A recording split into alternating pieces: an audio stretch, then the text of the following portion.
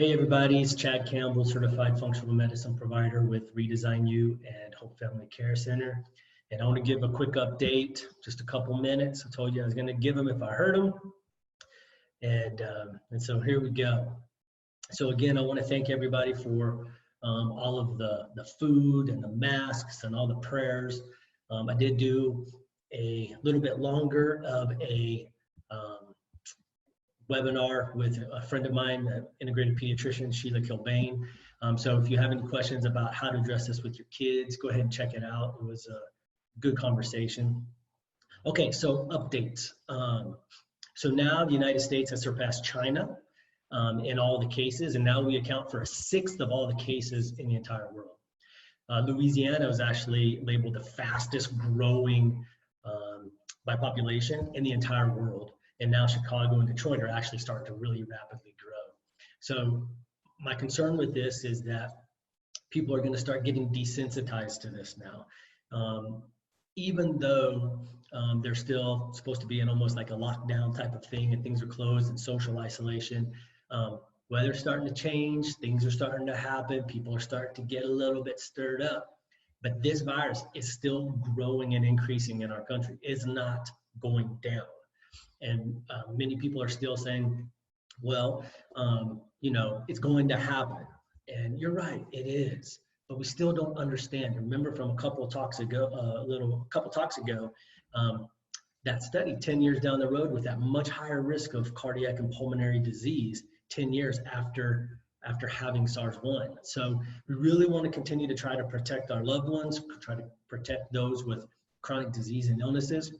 And remember that between 30 and 40% now is of ill hospitalized are between ages 20 and 44. So it's not the elderly, old, sick people. It's hitting the healthy people as well, okay?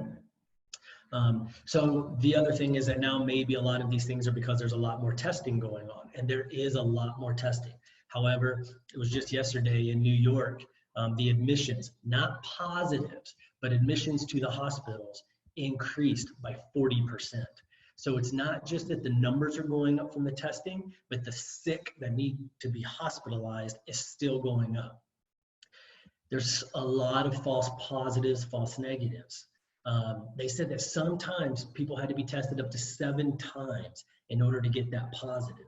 So the problem with that is just because people are really sick, they may have the fever, cough, shortness of breath, and they say, when I was negative, don't worry about it. That's not the case. That's not it. You still may have it. So still isolate, still do what you're supposed to do in keeping yourself away. The other thing is showing that with these false negatives is that they're still passing it in the stool. And so even after they've had the virus, and then it's gone that 2-week period, or you've been in isolation for 2 weeks, the stool is still showing positive even for up to 10 days. So that is still another way to transmit that. And for those who are on steroids, it goes even longer than that. So the concern is that this whole thing has been pretty much based on a whole world basis of what do we do for an entire country and world. And so a lot of the epidemiologists have now been talking about, let's take this by the region instead. So let's look at these hot spots and let's address these spots rather than trying to do one thing for everybody. And I believe I heard on the radio this morning that they're even starting to look at that with New York, New Jersey, and some of these other spots on figuring out how they can isolate them from everybody else. Again, remember, those who start with GI symptoms first with diarrhea, abdominal pain, things like that, and then develop the cough or the fever, you do not dismiss this as just a flu. Those are much higher risks of complications with COVID if somebody were to have that. Neurological, remember, neurological symptoms can start first: lack of taste, lack of smell, Bell's palsy, and there is now possible re-inoculation. They have shown in Wuhan. So I was on a conference call this morning, and actually somebody was in China, and they told us that that they have now been told that they have to go back in to their homes again, that they're not back opened up, and that China is trying to make this sound like they have it under control, And what she said was they don't have it under control at all. It is still growing. It's still rapidly growing there. And that they are actually trying to make this sound like it's the United States' fault. So that's a little bit of concern, a political thing. And wonder where that's going to actually go from all that. See if we start hearing things about that. So the interventions, I just want to bring up hydroxychloroquine because people are hearing about this a lot. And they do show that this might work in some people, but the studies actually were really inaccurate. And there was no follow-up to the people who were doing it. The problem with the medicine is it can cause flu-like symptoms, and it can cause permanent retinal problems or permanent eye problems. And then what's called a prolonged QT interval. So for people with heart or irregular rhythms, if they take this, it can cause problems with their heart as well. So this isn't something that we just take lightly, that everybody should just start taking, because it's going to have some downstream effects in many of our population. The elderberry controversy is still out there. I don't know what to say, except for right now, I would stay away from it, just like staying away from the NSAIDs, meaning Motrin, ibuprofen, Advil, Aleve. Stay away from those things.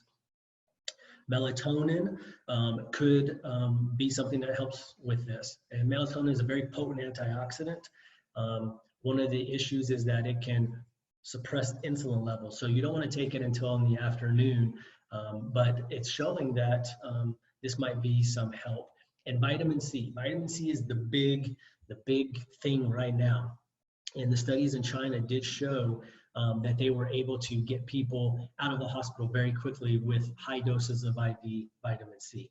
So you can't get vitamin C IV on your own, but vitamin C by itself to prevent is a wonderful thing to think about. You would take up to 3,000 milligrams per day as an adult, and through the talk with Sheila Kilbane, the pediatrician, she recommended 500 milligrams twice a day in children. If you start getting symptoms, like you're starting to get flu-like symptoms or abdominal symptoms, you would take 1,000 milligrams or 1 gram every 60 minutes. The problem with vitamin C is it can start to cause diarrhea. So if you start to get diarrhea, you need to back off on the dose a little bit. Other than that, there's no reason to be too concerned about the side effects of vitamin C. Unless you have a corn allergy, because many of the vitamin C is made by actually corn, so you have to check that part out. Some natural foods with high vitamin C would be freeze-dried peppers. So you take the peppers and you freeze them, eat them that way. Guava and chives. And then just some fun things. They've shown that humming actually moves things around in the sinuses so that things don't get stagnant and that they don't collect there. So those are some other things that you can think about doing in order to help. And then again, take this time with your family. Love each other, have fun with each other.